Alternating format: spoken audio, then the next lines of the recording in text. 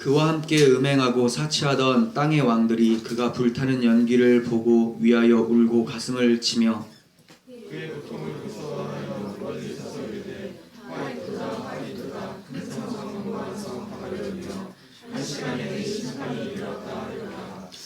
땅의 상인들이 그를 위하여 울고 애통하는 것은 다시 그들의 상품을 사는 자가 없음이라. 그 상품은 금과 은과 보석과 진주와 스마코와 사조옥감과 비단과 붉은 옷감이요 각종 항목과 각종 상아그릇이요 값진 나무와 구리와 철과 대석으로 만든 각종 그릇이요 계피와 향료와 향과 향유와 유황과 포도주와 감람유와 고운 밀가루와 미리오 소와 양과 말과 수레와 종들과 사람들의 영혼들이라. 바벨론아 내 영혼이 탐하던 바위 내게서 떠났으며 마시는 것들과 빛난 것들이 다 없어졌으니 사람들이 결코 이것들을 다시 보지 못하였다. 바벨론으로 말미암아 치부한 이 상품의 상인들이 그의 고통을 무서워하여 멀리 서서 울고 애통하여 이르되 화이트다 화이트다 큰 성이여 사막고가 자주옷과 붉은 옷을 입고 금과 보석과 진주로 꾸민 것인데 그러한 부가 한 시간에 망하였도다. 모든 선장과 각처를 다니는 선객들과 선원들과 바다에서 일하는 자들이 멀리 서서 그가 불타는 연기를 보고 외쳐 이르되 이 큰 성과 같은 성이 어디 있느냐 하며 티끌을 자기 머리에 부리고 울며 애통하여 외쳐 이르되 화이또다 화이또다 이 큰 성이여 바다에서 배부리는 모든 자들이 너의 보배로운 상품으로 치부하였더니 한 시간에 망하였도다. 하늘과 성도들과 사도들과 선지자들아 그로 말미암아 즐거워하라. 하나님이 너희를 위하여 그의 심판을 행하셨음이라 하더라. 이에 한 힘센 천사가 큰 맷돌 같은 돌을 들어 바다에 던져 이르되 큰 성 바벨론이 이같이 비참하게 던져져 결코 다시 보이지 아니하리로다. 또 검은 옷 입은 자와 풍요한 자와 청소 좋은 자와 낙발 긁은 자들의 소리가 결코 다시 내 안에서 들리지 아니하고 어떠한 수고업자든지 결코 다시 내 안에서 보이지 아니하고 또 맷돌 소리가 결코 다시 내 안에서 들리지 아니하고 등불빛이 결코 다시 내 안에서 비치지 아니하고 신랑과 신부의 음성이 결코 다시 내 안에서 들리지 아니하리로다. 너의 상인들은 땅의 왕족들이라. 내 복술로 말미암아 만국이 미혹되었도다. 선지자들과 성도들과 이 땅 위에서 죽임을 당한 모든 자의 피가 그 성 중에서 발견되었느니라 하더라. 아멘. 우린 살아가면서 많은 근심과 걱정, 또 애통함, 그리고 어떨 때는 즐거움, 기쁨을 느끼게 마련입니다. 우리들이 울고 웃는 것이 무엇인가, 내가 무엇 때문에 기쁘고 무엇 때문에 슬픈 것인가를 좀 생각해 봤으면 좋겠습니다. 한 주 동안도 여러분들이 기쁜 일이 있었을 거고 좀 우울하고 힘든 일이 있었을 줄 아는데 무엇 때문에 기뻤고 무엇 때문에 슬펐는가? 저는 우리들의 그 울고 웃는 이유가 오직 하나님이었으면 좋겠습니다. 오늘 본문은 우는 자들과 웃는 자들의 대조가 나타납니다. 어찌해서 이러한 대조가 나타나는지를 살펴보고 마지막 날에 진정으로 웃을 수 있는 우리들이 되었으면 좋겠습니다. 9절을 보도록 하겠습니다. 그와 함께 음행하고 사치하던 땅의 왕들이 그가 불타는 연기를 보고 위하여 울고 가슴을 치며 그의 고통을 무서워하여 멀리 서서 이르되 화이또다 화이또다 큰 성 견고한 성 바벨론이여 한 시간에 내 심판이 이르렀다 하리로다. 네. 바벨론 멸망으로 인해서 우는 사람들이 나타나기 시작했어요. 본문에서는 두 부류가 나타납니다. 본문의 구조만 먼저 잠깐 살펴드리면 첫 번째는 애통하는 자들 가운데 땅의 왕들이 있었다 이렇게 얘기하고 두 번째는 땅의 상인들이 등장을 해요. 그리고 반대로 웃는 자들이 또 등장을 해요. 성도들입니다. 그리고 마지막에는 바벨론이 어떠한 모습으로 무너졌고 세세하게 어떤 것들이 사라지게 되는지를 얘기를 해주고 그 사라지는 이유에 대해서 말을 해주는 것이 오늘 전체 내용이에요. 자, 바벨론 멸망으로 인해서 우는 자가 먼저 땅의 왕들이라고 하는데 이 당시 요한 당시에는 로마 황제들로 볼 수가 있겠죠. 지금에 와서는 좀 더 적용시키면 부와 권력, 명예를 가진 부유층들, 아니면 힘 있는 사람들, 대통령, 여러 사람들이 될 수가 있을 것 같아요. 왜 이들이 애통을 합니까? 바벨론과 음행하면서 사치스럽게 살았었는데 이러한 삶이 이제 끝장나 버렸기 때문에 그렇습니다. 바벨론 문명은 그 이름에서도 알다시피 자기 이름을 내기 위해서 안간 힘을 다 쏟을 수 있도록 도와주는 문명이에요. 바벨탑 기억나시죠? 내 이름을 내자, 우리 이름을 내자 하면서 막 쌓아 올라와요. 그러니까 바벨이라는 이 세상 자체가 세상에 있는 모든 문명들이 우리를 높일 수 있도록 지원해주는 역할을 하고 있는 거예요. 부와 명예, 건강, 아름다움 등 사람들이 이러한 것들을 추구하고 이러한 것들로 인해서 자기가 높아지기를 원해요. 인간들은 이러한 것들을 통해서 자신들을 왕의 자리로 올려놓아요. 모든 사람들의 경배와 칭찬, 부러움을 한 몸에 받는 것을 다들 좋아합니다. 하지만 자신을 높였던 외적 환경들이, 높일 수 있었던 그 모든 구조들이 다 무너지게 되니까 이제 탄식이 나오는 거죠. 애통할 수밖에 없는 거예요. 이들은 바벨론을 향해서 애통하면서 말하기를 큰 성, 견고한 성이 무너졌다 이렇게 얘기를 해요. 큰 성, 견고한 성. 그러니까 자신들의 눈에는 이 바벨론이라고 하는 세상이 크고 견고하기 때문에 절대로 무너지지 않을 거라고 생각을 했던 거죠. 오늘 본문에서 제가 줄을 다 그어놨는데 큰 성이라는 단어가 굉장히 많이 나오죠. 큰 성, 이 거대한 성, 이게 전부라고 생각을 했던 거예요. 이게 어떻게 넘어질까? 사람들은 이 세상이 영원할 거라고 생각을 하면서 살아가요. 그렇게 되기를 또 간절히 바라는 마음으로 살아가죠. 그래서 이 세상을 좋아합니다. 사람들은 누구나 영원한 것을 추구하게 마련이에요. 그런데 조건이 있어요. 영원한 것을 추구하긴 하지만 보이지 않는 것을 영원하다고는 생각을 안 해요. 눈앞에 보이는 것들 중에서 이것이 영원히 갈 것이다 이렇게 생각을 합니다. 사실 영원한 것은 보이지 않는 것이죠. 영원한 하나님, 그 하나님은 눈에 보이지 않습니다. 하나님의 사랑, 눈에 보이진 않지만 영원히 있어요. 그런데 사람들은 육신의 눈에 가려져서 그 눈에 보이는 것이 영원하기를 소망해요. 그게 영원하지 않다는 걸 알고 있어도 영원하기를 바라면서 스스로 자아도취시켜서 스스로 속이는 거죠. 이게 맞다, 이거 영원할 거야, 절대 없어지지 않을 거야. 그걸 결국 조합해 놓은 단어가 바로 큰 성, 견고한 성이라는 거예요. 그래서 그들을 땅의 사람들, 땅의 왕들이다 이렇게 얘기해요. 그냥 왕이 아니라 땅의 왕들. 땅의 왕들은 땅의 성이 크고 견고해 보여요. 하지만 그렇게 크고 견고했었던 여리고성이 하나님의 군대가 쳐들어갔을 때 어떻게 됩니까? 그냥 무너져요. 손 하나 되지 않았는데 그냥 하나님의 군대, 하나님이 앞장서서 가니까 그냥 폭삭 무너지게 마련입니다. 아무리 세상에서 크고 견고할지라도 하나님 앞에서는 잠깐 보이다마는 안개, 통에 한 방울 물과 같은, 먼지와 같은 세상일 뿐이라는 것을 우리는 기억해야 돼요. 이사야 40장 15절에서 보라, 그에게는, 하나님에게는 열방이, 모든 민족이 통에 한 방울 물과 같다. 여러분, 통에 한 방울 물을 아낍니까? 아무것도 아니죠. 있는지 없는지도 몰라요. 하나님 앞에서 세상 나라가 그렇다라는 거예요. 저울에 작은 티끌 같다. 티끌 달아보면 내려갑니까? 저울은 그대로 있어요. 아무 영향을 못 준다라는 거예요. 섬들은 떠오르는 먼지 같다. 참 비유를 정말 적나라하게 하는 게, 바다에서 하늘 위에서 바다를 봤는데 섬들이 조그만 게 있을 거 아니에요? 물 위에, 우리가 깨끗한 물 위에 조명 딱 비춰보면 먼지 둥둥 떠다니죠. 하나님 눈에 이렇게 보인다라는 거예요. 이게 영원할 것 같아요? 그냥 쏟아 부어버리면 없어지죠. 근데 이런 세상을 사람들은 그 물 안에서, 그 세상 안에서 바라보니까 먼지가 크게 보이는 것이죠. 아무리 자기들이 왕이라고 할지라도 그들은 땅의 사람들이에요. 즉 먼지 안의 사람들이라는 거예요. 바벨론이라는 땅 나라가 멸망하게 되면 그 안에 있었던 사람들도 당연히 멸망하게 마련이에요. 그래서 더 이상 자신들이 왕이 될 수 없음을 깨닫고 통곡을 하는 거죠. 나라가 없는데 어떻게 왕이 됩니까? 스스로 왕이라고 하지만 왕 노릇할 만한 모든 것들을 다 하나님께서 파괴시켜버리니까 울 수밖에 없는 겁니다. 우리들의 모습 속에서 이러한 모습이 보이는 건 아닌지 안타깝습니다. 크게 애통했었던 때가 언젠지, 그게 땅의 것이었습니까? 하늘의 것이었습니까? 우리가 무엇 때문에 울었습니까? 하늘의 것으로 애통했다면 주님의 위로를 받게 될 거예요.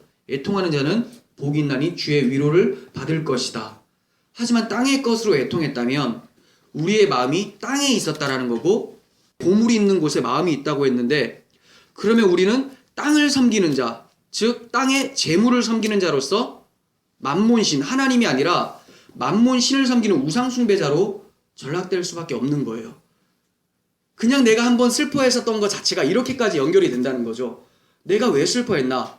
곰곰이 따지고 보면 하나님이 아니라 세상의 것들이 나의 신이 되었기 때문에 내가 슬퍼할 수 있게 된 것이죠. 마태복음 6장 19절부터 보겠습니다. 너희를 위하여 보물을 땅에 쌓아두지 말라.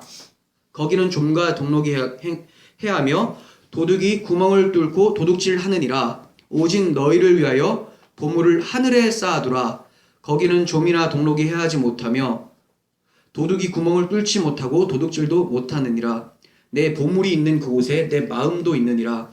한 사람이 두 주인을 섬기지 못할 것이니, 무슨 말입니까? 두 주인이라는 것은 땅의 주인과 하늘의 주인이 따로 있다라는 거예요.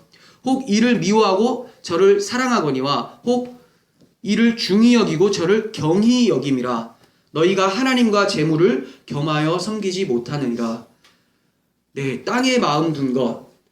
땅은 자본주의로 돌아가죠. 돈. 이것이 신이 되어버렸어요. 근데 결국은 돈이 신이 아니라 자기 욕망이 신이죠. 그래서 이걸 따라가는 거죠. 하늘의 마음을 둔 자는 땅의 것을 경히 여기고, 땅의 마음을 둔 자는 하늘의 것을 경히 여긴다고 얘기를 합니다. 24절에서 중히 여기다라는 단어가 있는데, 안테코마이라는 단어예요. 안테코마이. 꼭 붙잡다, 주장하다예요. 그리고 경히 여기다라는 단어는 카타프로네오라는 단어인데, 얕보다 경멸하다예요. 그러니까 땅의 것을 경멸하고 얕보고 있다면 그것이 사라진다고 해도 애통하지 않겠죠. 근데 그것 때문에 애통하고 있다면 무엇을 경멸하게 되는 거예요? 하늘의 것을 경멸하게 되는 거죠. 하늘에는 그리스도께서 계시죠. 그 그리스도를 미워하는 거예요. 그냥 가볍게 여긴다 정도가 아니라, 그리스도 있어도 좋고 없어도 좋다 이 정도가 아니라, 사람들이 얕보다라는 것은 사람들이 싫어하는 것이거든요. 다들 그렇게 되기는 싫다 이거예요. 그러니까 그리스도를 봤을 때, 하늘을 봤을 때 저렇게 되기는 싫다 이런 거죠. 저러한 사고를 갖는 것은 참 나한테 비참하다. 땅의 사고가 나한테 딱 들어맞기 때문에 하늘의 것이 비참해 보이고 경멸스러워 보이는 거예요. 그런데 그렇게 소중히 여기던 땅의 것이 사라지니까 땅의 왕들은 애통하게 되는 것이죠. 우리 마음이 어디를 향하느냐에 따라서 우리가 하늘의 왕이 될 수도 있고 땅의 왕들이 될 수도 있습니다. 바울은 우리의 마음을 위로 향하게 하라고 말씀하고 있어요. 골로새서 3장 1절. 그러므로 너희가 그리스도와 함께 다시 살리심을 받았으면 위의 것을 찾으라. 거기는, 위에는 그리스도께서 하나님 우편에 앉아 계시느니라. 위에 왜 찾으라고 하죠? 그리스도가 거기에 있어요. 위의 것을 생각하고 땅의 것을 생각하지 말라. 이는 너희가 죽었고 너희 생명이 그리스도와 함께 하나님 안에서 감추어졌음이라. 자, 그러면 위를 봤는데 그리스도가 있어요. 근데 왜 그 그리스도를 바라보라고 합니까? 우리의 생명이 그 하늘에 계신 그리스도 안에 감춰져 있대요. 즉 무슨 말이냐면, 하늘을 바라보라는 말은 너 생명이 하늘에 있으니까 생명을 바라봐라 이거예요. 땅을 바라보면 죽은 자다 이 얘기죠. 우리 생명이 하늘에 있으니까 하늘에 초점을 둬야 되는데 땅의 왕들은 자기 생명이 땅에 있는 줄 알아요. 그러다 보니까 어떻게 됩니까? 주님 진노하신 날에 바벨론이 멸망당하고 자기들도 애통하게 되는 거죠. 4절. 땅에 있는 지체를 죽이라. 자, 죽이래요. 이걸 추구하라가 아니라, 권장하라가 아니라 죽이라고 합니다. 음란과 부정과 사욕과 악한 정욕과 탐심이니, 탐심은 우상숭배니라. 결국 이 모든 것들이 탐심, 욕망을 채우기 위한 것으로 다 나타나는 거죠. 탐심. 그래서 우상숭배라는 말은 네 배가 너의 신이다. 내 배가 나의 신이 된 거예요. 자기 섬김. 이것들로 말미암아 하나님의 진노가 임하느니라. 땅의 왕들 말고 또 애통하는 부류들이 나와요. 11절 보시면 땅의 상인들이 그를 위하여 울고 애통하는 것은 다시 그들의 상품을 사는 자가 없음이라 이렇게 얘기합니다. 땅의 상인들. 이들이 슬퍼하는 이유는 지금까지 바벨론을 통해서 부를 축적을 했었는데 그 바벨론이 멸망을 하자, 세상이 멸망하자, 세상 가치가 다 사라지자 팔 물품들이 없는 거죠. 사고 팔 게 없어요. 자기들이 지금까지 마련했었던 부가 다 날아가 버린 거예요. 이들은 왕은 아닙니다. 하지만 왕이 되기 위해서 엄청 노력하는 부류예요. 왕과 같은 모습을 하고자 계속 달려드는 사람들이죠. 타락한 아담의 후손들에게 모두 나타나는 모습입니다. 이들에게 신분 상승을 위해서 가장 필요한 게 바로 돈입니다. 아까 말했듯이 재물과 하나님을 겸하여 섬기지 못한다고 할 때 이들은 하나님을 경멸하고 돈을 중하게 여기고 꼭 붙들고 있다, 주장하다라고 했죠. 이걸 하고 있는 자들이에요.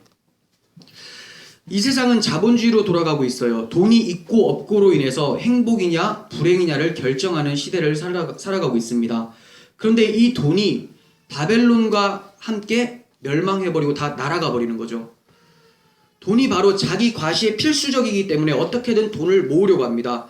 그렇게 하기에 가장 좋은 수단이 예나 지금이나 무역이에요. 무역. 우리나라 같이 이 재원이 좀 부족하고 땅에서 나는 것들이 부족할 때는 주로 무역으로 인해서 돈을 많이 벌죠. 그래서 해외 무역을 굉장히 강조하고 그러는데 이들이 어떤 것을 사고 팔았는지를 한번 보겠습니다. 12절과 13절 아까 읽어봤으니까 따로 보지는 않겠는데 굉장히 사치한 것들이죠. 사치스러운 것. 얼핏 보면 의복이 있고 식료품들이 있으니까 이거 필수적인 것이 아닌가 생각이 되지만 일반적인 것들이 아니에요. 고운 밀가루라고 하고 진주, 세마포 다 비싼 옷들을 얘기를 하는 거예요.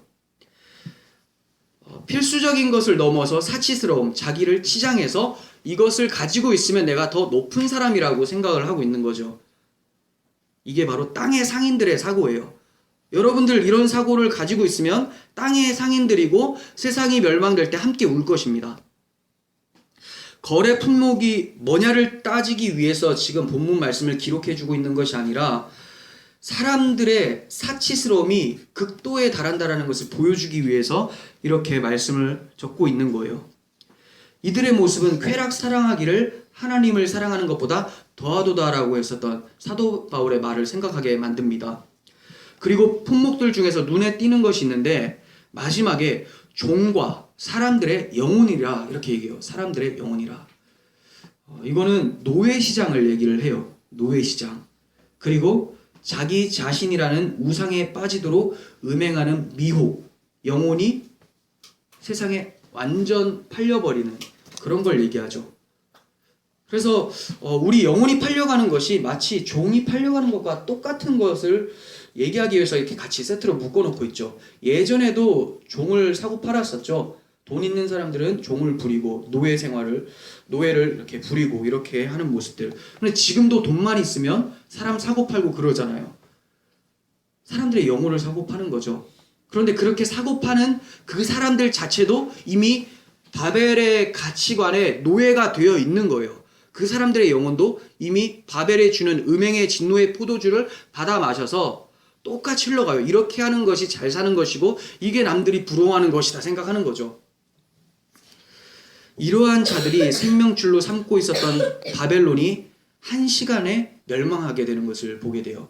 이건 60분을 얘기하는 게 아니에요. 한순간 후련히 갑자기 사라진다는 거예요. 어느 때일지 모릅니다. 우리는 이 세상이 언제 사라질지 모릅니다. 그러니까 우리는 준비해야 돼요. 무엇을 준비합니까? 부를 축적합니까? 아니죠. 사라지게 오실 그 주님을 맞이할 준비를 해야 되는 거죠. 주님을 진노의 심판자로 맞이할 것인가? 사랑하는 남편이 나를 향해 두 팔 벌리고 있는 그 주님으로 맞이할 것인가? 우리가 지금 무슨 옷을 입고 있느냐에 따라 달라요. 땅의 왕들의 옷, 땅의 상인들의 옷을 입고 있느냐? 아니면 그리스도께서 주신 옷을 입고 있느냐? 그러니까 우리의 모든 생각들과 집중되어야 될 것은 뭐냐면 내가 주님의 옷을 입고 있는가 이거예요. 주님의 옷을 입었다면 주님께서 하셨던 행동처럼 하게 돼요. 저도 정장을 입을 때나 추리닝을 입을 때나 완전히 다릅니다, 모습이. 왜냐하면 정장을 입게 되면 그래도 좀 허리도 꼿꼿이 서게 되고 좀 흐트러지지 않게 되려고 하는데 추리닝 같은 걸 입으면 막 퍼지게 되죠. 주님의 옷을 입었어요. 마음대로 퍼질 수 있습니까? 아니에요. 불편해요. 이거 마음대로 퍼지면 주님한테 혼날 것 같아. 옷이 구겨질 것 같아. 너무나 깨끗하고 거룩한 옷이니까. 근데 우리는 주님의 옷은 계속해서 내팽겨쳐버리고 예전에 더러웠던 자기 옷을 계속 입으려고 하는 거죠. 하나님께서 마련해 주신 가죽 옷을 치워버리고 무화과 나무 잎으로 계속 자기를 치장하려고 해요. 이런 것들은 바벨론 세상이 멸망당할 때 함께 다 불에 타 없어지게 됩니다. 그러니까 우리의 옷이 중요합니다. 이렇게 애통하는 부류들, 땅의 왕들, 땅의 상인들이 있어요. 그런데 반대로 바벨론이 멸망할 때 즐거워하는 자들도 있다. 이렇게 얘기를 합니다. 20절 하늘과 성도들과 사도들과 선지자들아, 그리스도인들 하나님의 백성을 얘기하죠. 그로 말미암아 즐거워하라. 하나님이 너희를 위하여 그에게 심판을 행하셨음이라. 성도, 사도, 선지자들이란 바벨론에 의해서 피를 흘리면서 박해를 당하던 충성스러운 증인들을 가리켜요. 버가모 교회 할 때 살펴봤었는데 거기에 충성된 증인 안디바가 있었었죠. 그 사람이 목숨 걸고 복음을 지키다가 순교를 당했었죠. 계시록 11장에 순교당한 두 증인들도 나옵니다. 목숨 걸고 진리를 지켰던 자들에게 즐거움이 찾아온다고 말씀을 하고 있어요. 그러니까 우리가 너무나 쉽게 나는 즐거워하겠구나 라고 착각해서는 안 되죠. 속단일 수 있습니다. 즐거워할 수 있는 사람들은 뭐 하는 자들이라고요? 피 흘리는 자들. 그래서 사도 바울이 피 흘리기까지 싸우라고 얘기를 하잖아요. 싸움. 이거 뭐 칼 들고 총 들고 싸우라는 게 아니잖아요. 사도 바울이 우리들의 무기는 육체가 아니다. 악한 영들을 대적합니다. 그리스도의 영으로 무장하라는 거예요. 그리스도의 영으로 무장하고 있는데 바벨론이 계속 음행의 포도주로 우리의 영혼들을 계속 갉아 먹으려고 해요. 얼마나 괴롭겠습니까? 그게 바로 피 흘리는 삶이죠. 하나님께서 바벨론을 심판하시는 것이 너희를 위하여 이렇게 말씀하고 있어요. 너희를 위하여. 왜 너희를 위하여입니까? 베드로후서 2장 6절과 8절 보겠습니다. 소돔과 고모라 성을 멸망하기로 정하여 제가 되게 하사 후세에 경건하지 아니할 자들에게 본을 삼으셨으며 무법한 자들의 음란한 행실로 말미암아 고통당하는 의로운 롯을 건지셨으니 이는 이 의인이 그들 중에 거하여 날마다 저 불법한 행실들을 보고 들으므로 그 의로운 심령이 상함이라. 네. 소돔과 고모라에서 의로운 롯, 하나님의 백성인 롯이 음란한 행실로 인해서 고통을 당하고 있다고 얘기를 해요. 무엇 때문에? 음란한 행실, 불법한 행실을 보고 들음으로, 보고 듣는 것만으로 심령이 상한대요. 음란한 행실이라고 하니까 이걸 계시록으로 넘어오면 어떤 표현일까요? 바벨이 주는 음행의 포도주죠. 이거 세속적 바벨에 흘러가게, 가치관에 흘러가 버리는 것, 이게 이제 바벨이 주는 포도주를 마신 거예요. 우리 주변에 세상 가치관이 눈앞에 동동 떠다니고 있어요. 이거 가지고 막 유혹을 하고 있어요. 그러면 아무리 그리스도로 잘 챙겨 입는 자도 계속해서 심령이 상하게 돼요. 왜냐하면 나의 옛사람이라는 게 있기 때문에 저게 솔깃하게 보여지거든요. 그래서 저거 아닌데 하다가 싸우다 보니까 사람들이 막 지쳐가요. 이게 바로 의로운 심령이 상한 거예요. 이럴 때 의인 롯을 구원하는 방법이 뭐냐? 소돔과 고모라가 멸망당하는 거죠. 그 유혹하던 것들이 사라지게 되는 거예요. 하나님께서 너희를 위해서 심판했다라고 말씀하시는데 우리가 세상과 싸우면서 심령이 상해 있을 때 세상에 싸우는 그 모든 것들을 사라지게 만들면 이제 심령이 상할 이유가 없어지죠. 그 유혹들이 없어져요. 세상이 없어질 때 뭐도 없어집니까? 내 썩어 죽을 육체도 사라지게 되고 주님의 영광스러운 몸으로 입게 되죠. 이제 유혹할 거리도 없고 유혹 당할 만한 몸도 없어요. 그게 바로 구원인 거죠. 그래서 우리 영혼을 위해서 주님이 심판을 하시는 거예요.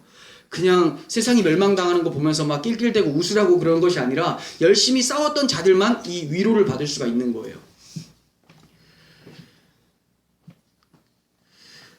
20절에 처음에 하늘이라고 얘기를 하고 있습니다.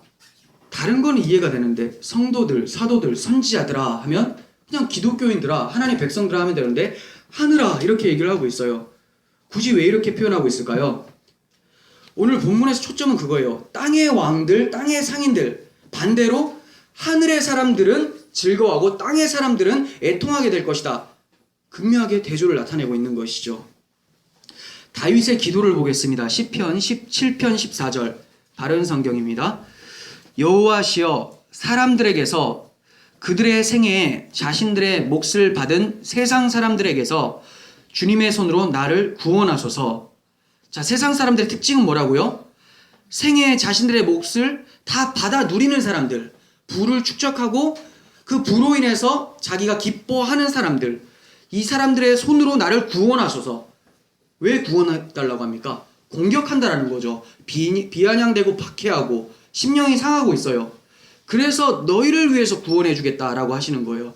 주께서 제물로 그들의 배를 채우니 이게 무슨 말이냐면 주님께서 세상에 베풀어 놓은 것을 가지고 그들이 자기 욕망을 위해 채우고 있다 이 얘기예요. 그들은 자녀들로 만족하며 자녀들도 이것으로 배불린다 이 뜻이고 남긴 것을 그 아들들에게도 물려줍니다.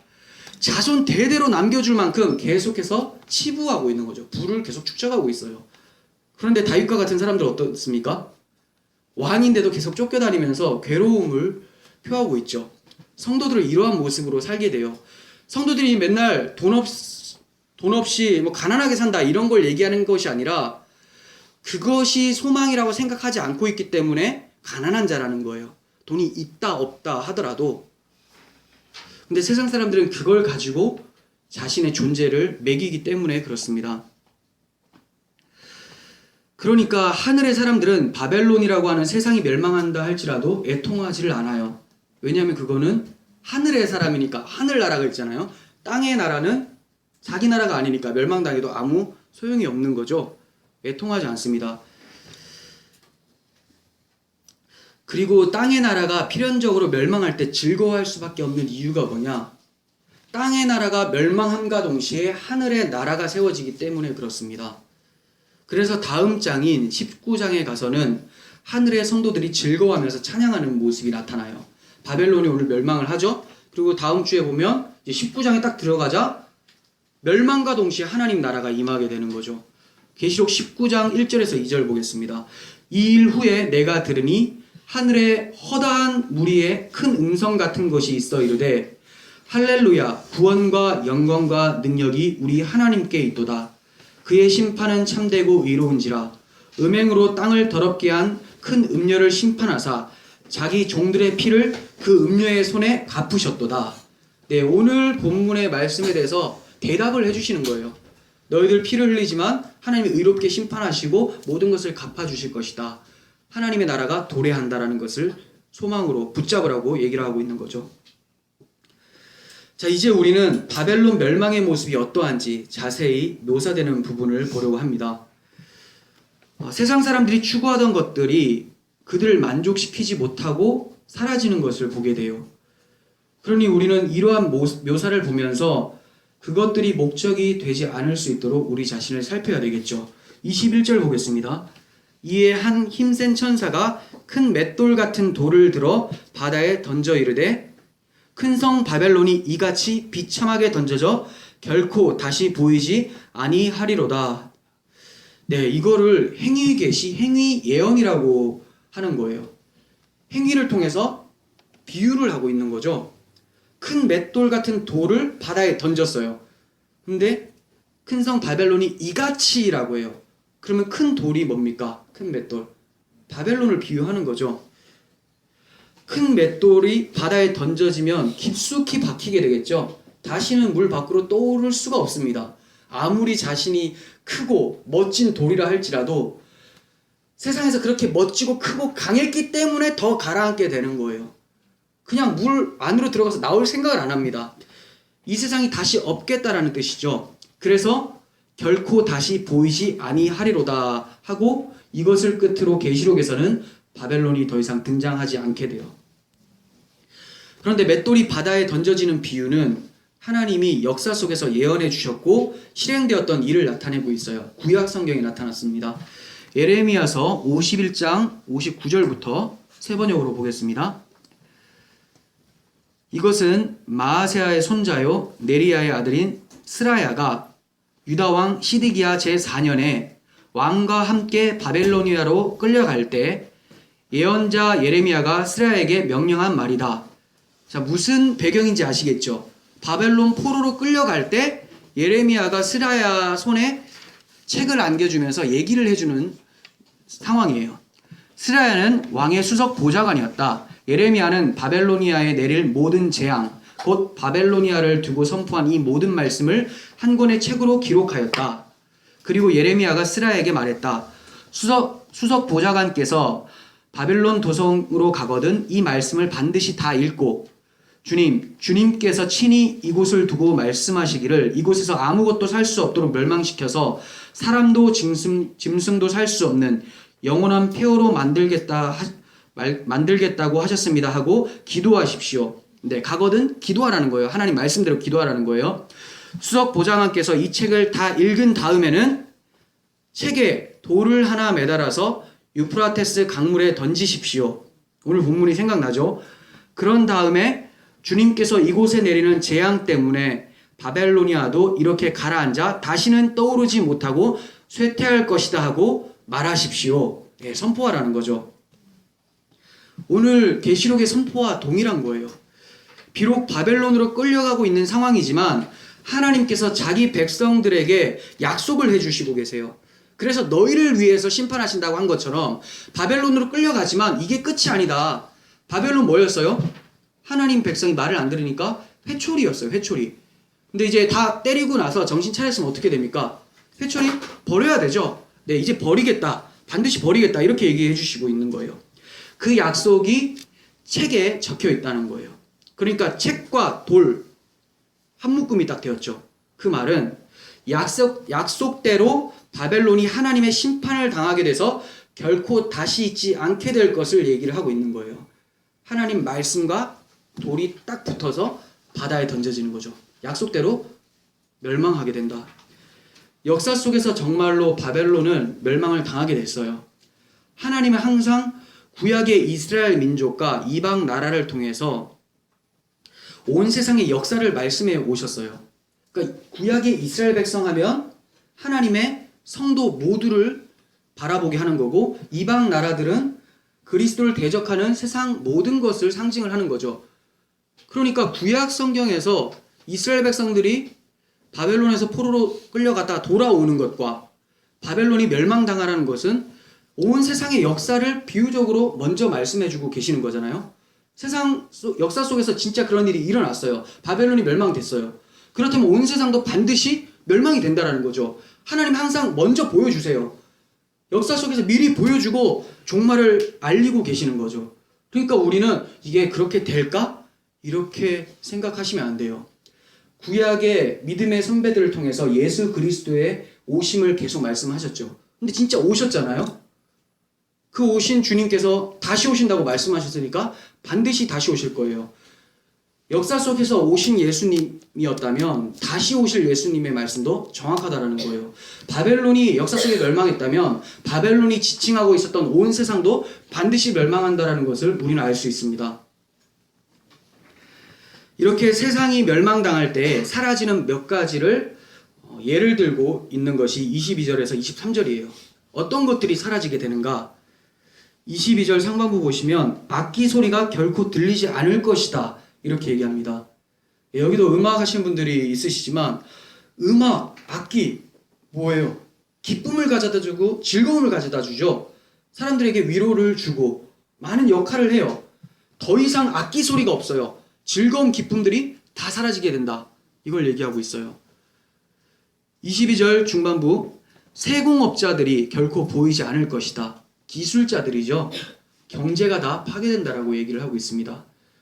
그러니까 맨날 경제를 위해서 뭐 기도합시다라고 하는데 경제를 위해서 기도를 해야 됩니까? 예, 우리 하나님께서 우리를 허락하신 나라니까 기도해야 되겠죠. 근데 그게 초점이 돼서는 안 돼요. 그의 나라와 그의 의를 구하라. 하나님 나라의 경제를 위해서 기도해야죠. 하나님 나라의 부흥을 위해서 기도를 해야 되는데 이 땅의 나라를 위해서만 기도한다면 자기가 어디 신분이라고 얘기하는 거예요? 땅이라고 생각을 하는 거죠. 22절 하반부 맷돌 소리가 결코 들리지 않을 것이다. 맷돌 갈면 뭐가 나옵니까? 예, 양식이 나오죠.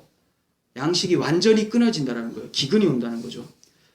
23절 상반부 등불빛이 결코 비치지 않을 것이다. 빛이 없으면 전기 다 나간다고 생각해 보세요. 빨리 자겠죠. 스마트폰도 켤 수도 없어요. 다 가요. 아무것도 할 수가 없습니다. 흑암 가운데 살게 되죠. 이 당시에 무엇으로 먹고 살았다고요? 무역. 항구에 빛이 안 들어와요. 아무것도 없어요. 무역도 못해요. 배끼리 막 다 박아버려요. 끝난다는 거예요. 이들의 소망이 다 사라진다는 거죠. 그리고 마지막으로 신랑과 신부의 음성이 결코 들리지 않을 것이다. 재생산이 이제 없어진다는 거예요. 생육하고 번성하라 했는데 그것이 다 끊어지고 더 이상 생명이라는 게 창출되지 않는다는 거예요. 이 5가지는 사람들이 너무나 소중히 여기기 때문에 추구하는 것들이에요. 그런데 이것들이 다 사라진다고 하죠. 세상의 모든 것은 전도자의 말처럼 헛되고 헛되고 헛되고 헛되니 모든 것이 헛되도다. 다 헛되다고 얘기하고 있어요.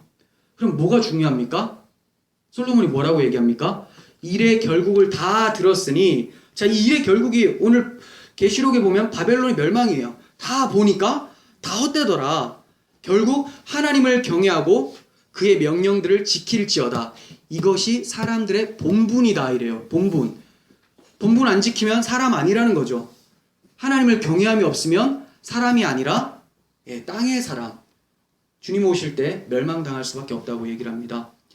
23절 하반부에서 24절은 세상이 이처럼 철저한 멸망을 받을 수밖에 없는 이유를 3가지를 통해서 말씀하고 있어요. 첫 번째는 상인들이 땅의 왕족들이기 때문에 멸망을 받는다고 얘기를 해요. 여기 이제 접속사가 없어서 좀 이상하게 느껴지지만 중간에 접속사를 쓰셔도 돼요. 왜냐하면 이렇게 보시면 됩니다. 상인들이 땅의 왕족들이기 때문에 멸망당한다. 이들이 무역으로 부유하게 되었음을 봤었습니다. 그렇게 부유해지니까 자신을 하나님의 자리로 올려놓으려고 하죠. 교만한 상태가 돼요. 구약 성경에 보면 무역으로 부강해진 나라들이 하나같이 교만해져서 자신을 하나님처럼 여기는 것을 보게 돼요.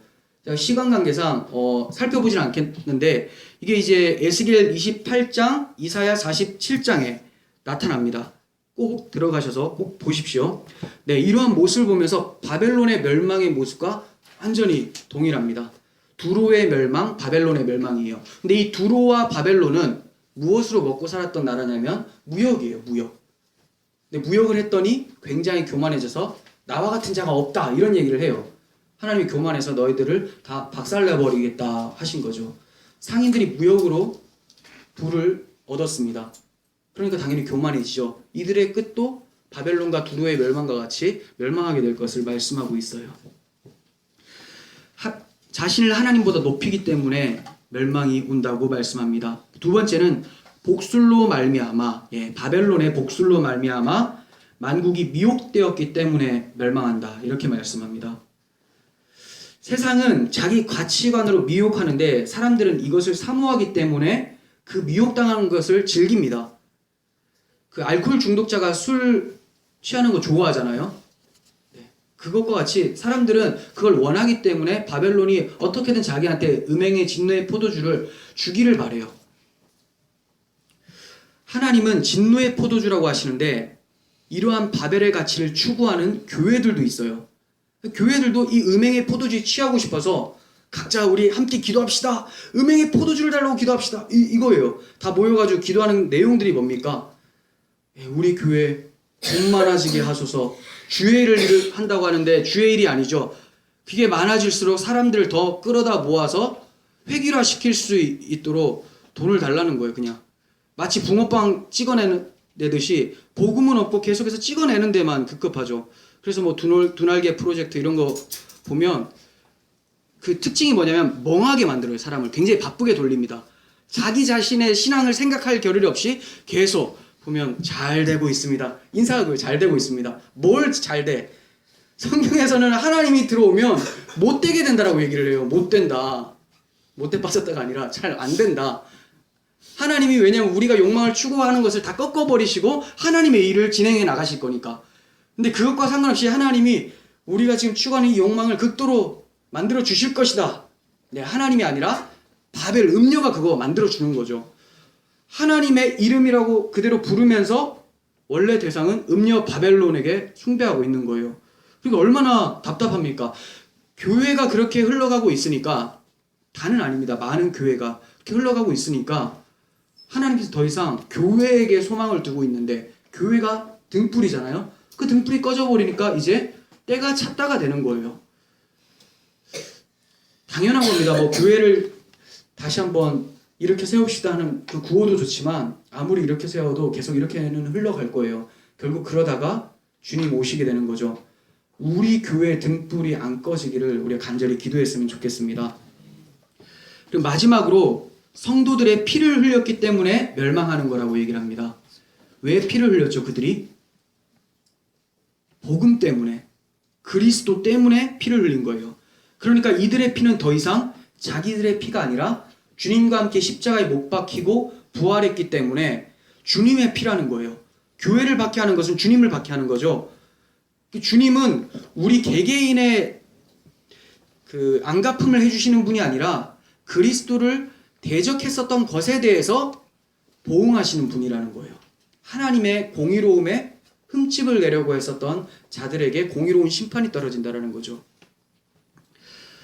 2부 순서에 전도서를 공부하고 있습니다. 세상의 모든 부귀 영화를 누려본 솔로몬이 하나님을 떠난 상태에 이 모든 것이 헛되다라는 것을 깨닫고 사람의 본분이 무엇인지를 얘기를 해주고 있어요. 그게 전도서의 내용이죠. 우리가 아직까지 헛된 바벨을 크고 견고하다고 생각하고 있거나 그 바벨이 멸망당했을 때 애통할 것 같으면 솔로몬의 충고를 들어야 돼요. 사람의 본분은 하나님을 경외하는 것이다. 주를 바라봐라. 그럴 때 바벨론은 한순간에 멸망되어지는 모래성에 지나지 않다라는 것을 깨닫게 되고, 그 모래성이 무너질 때 애통함이 아니라 즐거워하면서 하나님 나라를 맞이하게 된다는 겁니다. 그 순간이 성도들에게는 영원한 하나님의 나라가 주어지는 구원의 날인 거예요. 우리 모두에게 주님만으로 울고 웃을 수 있는 하늘의 보물이신 그리스도를 꼭 붙잡고 나아갈 수 있는 하나님의 은혜가 있기를 간절히 소원합니다. 기도하겠습니다. 하나님 아버지, 세상 나라는 하나님 앞에서 한 통의 물과 같습니다. 한 방울 물과 같이 너무나 부족하고 먼지와 같이 하나님이 불면 사라질 것들인데, 우리가 그것을 크고 견고한 성이라고 생각하고 있었다면 우리의 생각들을 바꾸어 주시고 우리가 땅의 왕, 땅의 상인들과 같이 하나님 앞에서 진노의 자식이 되지 않을 수 있도록 도와주시옵소서. 우리의 생각들이 너무나 바벨을 기뻐하고 큰 성, 견고한 성이라고 따라가고 있다면 하나님 다시 한번 말씀해 주셔서 거기서 나오라는 주님의 음성을 듣고 빠져나올 수 있도록 도와주시옵소서. 주께서 함께하여 주실 줄 믿습니다. 예수님의 이름으로 기도합니다. 아멘.